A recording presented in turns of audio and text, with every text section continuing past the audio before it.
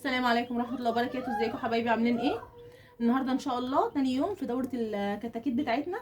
بصوا بسم الله ما شاء الله، هم حيويين ازاي وبيلعبوا وبياكلوا، يعني ما شاء الله.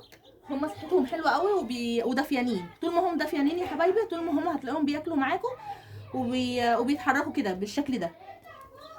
طيب النهارده احنا امبارح طبعا استقبلنا على معلقه عسل في لتر ميه، معلقه عسل كبيره اسود في لتر ميه. طبعا اللي مش متاح عنده العسل ممكن معلقه سكر او ممكن كيس محلول جفاف.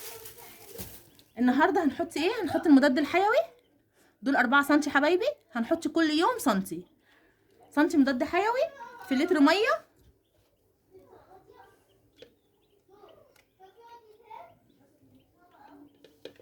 بالشكل ده. انا خدت سنتي وفي 3 سنتي لمده 3 ايام، وهنبتدي نحط عليهم لتر الميه. انا ما حطيتش اكل تاني حبايبي، الاكل ده قدامهم من امبارح، لو فوضوا منه لحد بكره تاني هشيله. طبعا مش هرميه، هشيله واحط لهم غيره علشان بس هما بيبقوا كرفوا ريحته، عايزين يغيروه.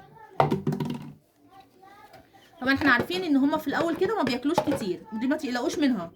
هما ما شاء الله بياكلوا حلو وبيشربوا حلو، بس اكلتهم بتبقى ضعيفه زي الاطفال الصغير.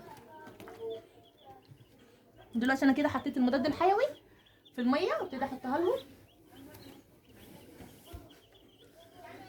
بس حبايبي زي ما انتم شايفين كده، هم اتلموا على الميه وهم بيشربوا.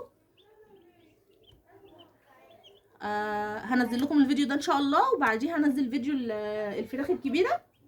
فياريت يا جماعه لو عجبتكم الحلقه فعلوا لي زر الجرس واشتركوا في القناه عشان يوصلكم كل جديد.